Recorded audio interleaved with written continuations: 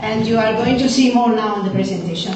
Maya is giving lecture and workshop in American University of Beirut, and she's now preparing her second comic book that she wants to release under CC, inshallah. Please welcome Maya.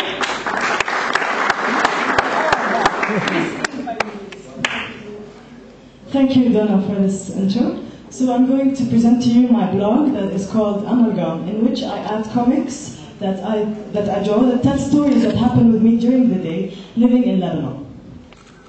I came to Lebanon 5 years ago after living in Saudi Arabia, and since then I've been observing things that happen around me to criticize the Lebanese society in order to possibly improve it or raise awareness on issues.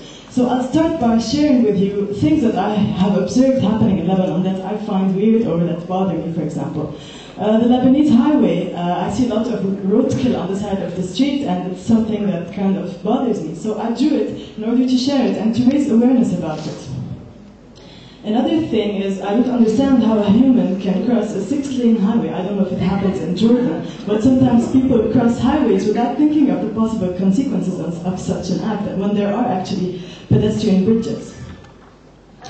Another question that I ask myself is, where are the Lebanese parents? Wherever I go out, there's this whole phenomenon of the domestic worker, which to me is like modern slavery and is unacceptable, and yet we see it everywhere, and it seems to be accepted like something normal.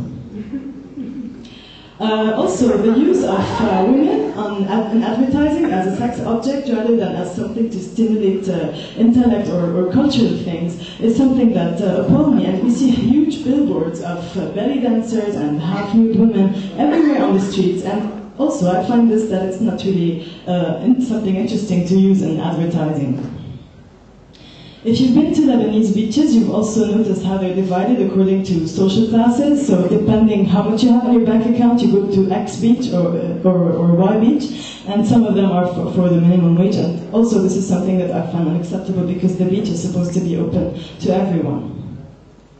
The blog also criticizes environmental problems, such as this project of Cedar Island that was planned to happen in Lebanon, which I didn't like at all, so I expressed it in the blog using sarcasm. I said, why not create Baalbek Island, since it's another cultural icon, or Rabbit-shaped Island, because we have rabbit islands near Tripoli. And of course the conclusion was that if we want to imitate Dubai, why not create a proper public transportation system rather than another island? Recently, I participated to Blog Action Day, which was about climate change and was aiming at raising awareness about global warming. So the way I approached it is that I kind of interviewed Lebanese stereotypes about what they think about the topic, and I was faced with complete apathy regarding this issue. So I also drew it on the blog.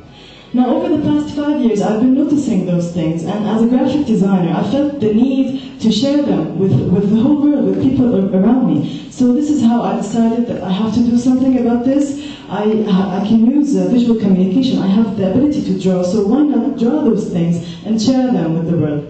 And this is how I decided to create the blog called Amalgam, in which I would add all those thoughts that crossed my head. Amalgam means a mixture of things, and it's originally from Arabic, so it shows back the Lebanese roots. And thus the blog started in February 2009, and I still add every other day a new comic on the blog, telling things that happen with me during the day.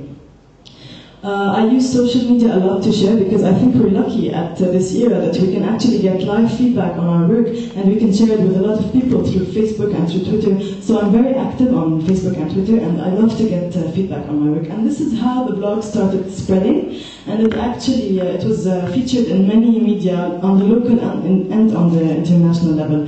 And all this led to viewers of the blog asking me to turn it into a book. So I turned 40 comics of the blog into a book of the same name that was released in August. And it was an interesting experience because I had no idea how to make a book, and I had to research and try, and I learned so much and got to deal with my surroundings in a new way and not just through internet. Like here you can see posting posters about the event. Right now the book is top 5 in Virgin Megastore. It's something that I was not expecting at all. And recently, the characters of the book were drawn into ceramic mugs in an event.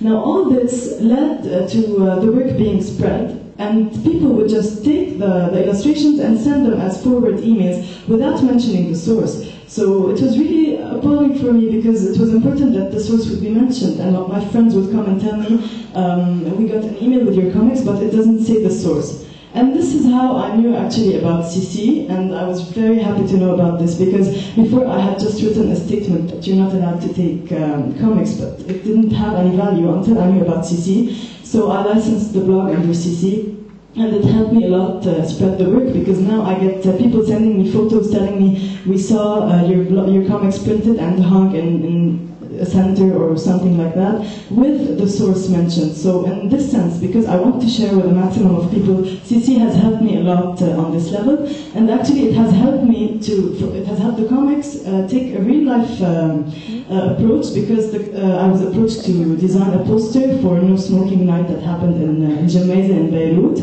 So it also knew that we actually use such illustrations in posters and events in Lebanon, so people were accepting it more because I was able to share it more through CC. Another way it was applied was a Lebanese pianist called Philippe Haj, who used the comics in his poster to announce his concert. And most recently on Twitter there's Cookie Man. You can order cookies through Twitter, and I got to design the logo and the identity, so the illustration is also spreading through Twitter and through Facebook. And the latest event was at the Cultural French Center, where the illustrations were used on their program for their November-December program, which is about drawing. So really CC has helped me a lot to spread the work. Thank you for listening, and I hope that I'll see you on the blog.